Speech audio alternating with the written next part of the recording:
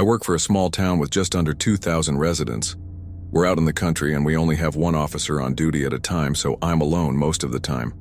The sheriff's deputies will back me up if there's a serious call, or if I request help over the radio. The deputies patrol the county and are usually about 20 minutes away, lights and sirens on, so I have to take that into account in any situation I find myself in. I'm alone for at least 15 minutes. On a fall night, around 2 a.m., I received a call for a welfare check a few miles outside of town. A woman had called dispatch asking us to check on her ex-husband because he hadn't been acting right lately, and she was worried about him. Since this call was technically outside my jurisdiction, it was officially a sheriff's call. But since it was only a few miles away and the deputies were tied up, I didn't mind taking it for them. I drove to the house running through a mental plan of what they'd say and how the interaction would go during the short trip. Calls like this are pretty routine and usually end with me determining that the person is physically and mentally okay, or that they're injured or a danger to themselves or others and need to go to the hospital. If my silver tongue can't convince them to go voluntarily, I have to force them. But so far, my silver tongue hasn't failed me. I pulled up in front of the house. The place was surrounded by thick woods with about a quarter-mile driveway. I could see a light on in the bay window at the front. I got out of my squad car, walked up to the front door, and knocked a few times, just normal knocks. No answer. I knocked a little harder. Still no answer. I radioed dispatch and told them I wasn't getting a response at the door. I asked them to check our system for a phone number and try calling him, asking him to come to the door. Dispatch told me they already had him on the line. About 20 seconds later, dispatch radioed back, informing me that he had just said I'd better leave because he was sitting in the woods with his shotgun pointed at me as we spoke. My head snapped up, scanning the dark trees, and I slowly walked back to my squad car. I felt eerily calm until the last few steps before reaching my car, when I suddenly felt that gut-wrenching panic, like someone was running up behind me. I got into my squad car and got out of there. And just for the record, from what I could see after getting into my car, there was no one actually running after me. Several hours later, he turned himself in without anyone getting hurt. My 30 years of experience in law enforcement were spent as a sheriff in a large metropolitan jail. One of the most unsettling events I encountered happened when I was a sergeant supervising the jail's medical unit. A deputy called me over to an inmate's cell. "Sergeant, you'd better take a look at this." I walked to the cell and observed a mentally ill inmate, completely naked, in a flat-floor cell. The inmate had refused to take his prescribed medication and had deteriorated mentally to the point of speaking in tongues while smearing his own feces on his body and the walls of the cell. His eyes were rolling back, and he was inserting his entire right hand into his anus. I immediately called the on-duty psychiatric doctor to the cell. The doctor observed the inmate and attempted to speak to him through the closed door.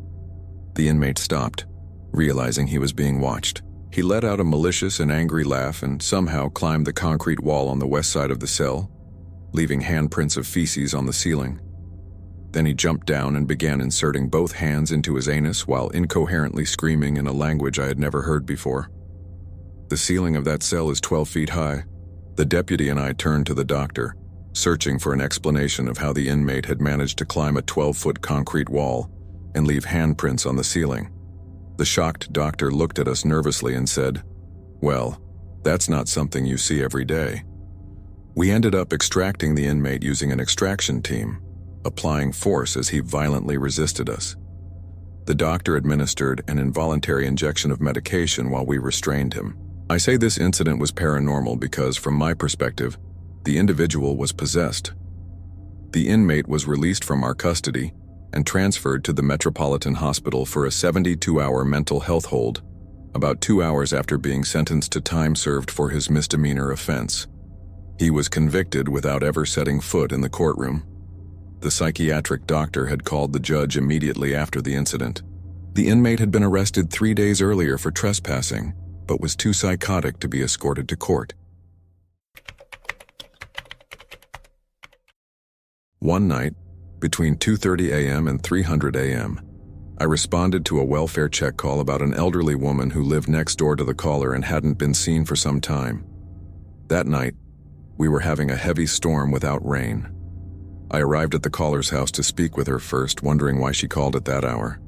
She told me that the woman next door was over 90 years old, lived alone, and hadn't been seen in weeks. She explained that she had tried calling, went over to knock on the door, but got no response. I started thinking the woman was probably dead and had been for a while. Her car was covered in 3 inches of dust, mail was piling up, and no lights were on. First, I walked to the side door and knocked with my flashlight, knocking loud enough for an elderly person with some hearing loss to hear. After a few minutes with no response, I turned and walked around the yard, looking through the windows, but everything seemed fine. The caller was with me and said she didn't know any of the woman's relatives. I was almost certain she had passed away. I walked to the front of the house and noticed her blinds were closed, but I could see a faint glow from inside.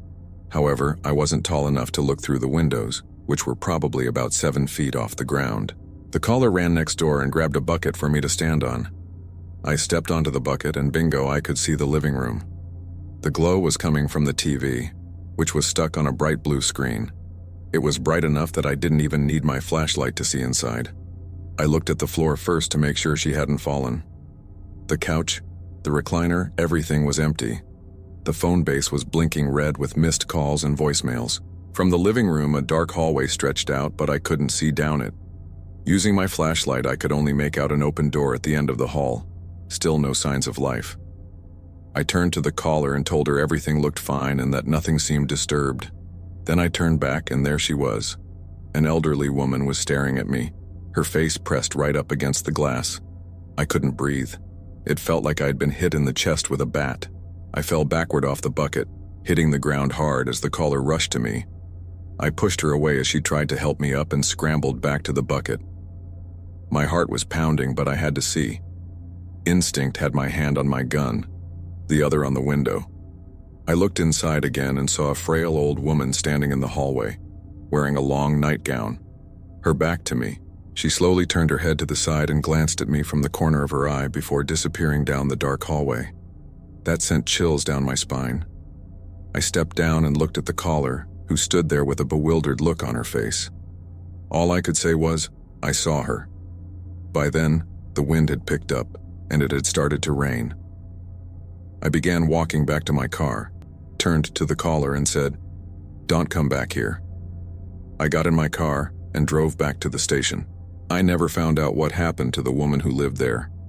The caller never followed up, and the house now has different tenants. Some things are better left alone. I've been on patrol for several years, and I love things like this. I had a support officer with me, who witnessed everything. Dispatch sent me to a call in a mountainous area late at night. They said the caller reported several people holding a baby above their heads and chanting while standing on their property. The call sounded ridiculous, and I smiled as dispatch gave me the details. After driving for about 20 minutes on a mountain road, I arrived at the correct address. There wasn't much up here, and it was extremely quiet. No one walks around here, and there aren't many cars driving this late.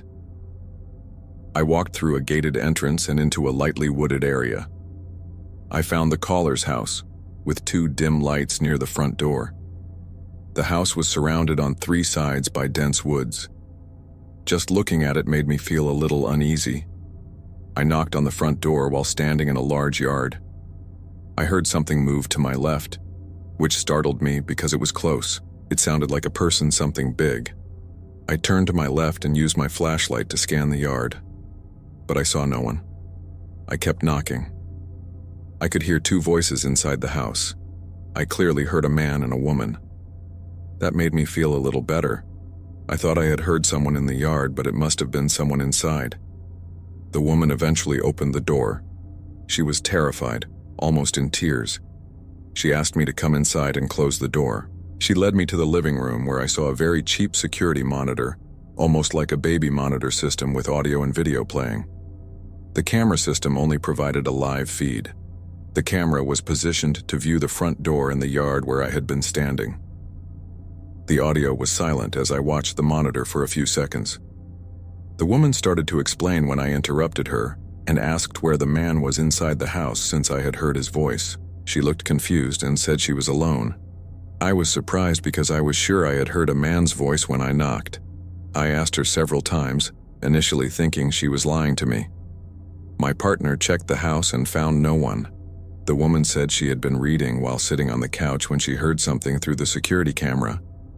She looked at the screen and saw 2 people in the yard, standing at the front door. She heard knocking and called the police. I looked at the monitor, and although the quality was low, I could clearly see the yard and the front door area. As the woman continued explaining, the audio on the monitor suddenly went from silent to extremely loud. We all stopped talking. The caller was shaking. I looked at the monitor but saw no one. The loud audio kept coming through the speakers.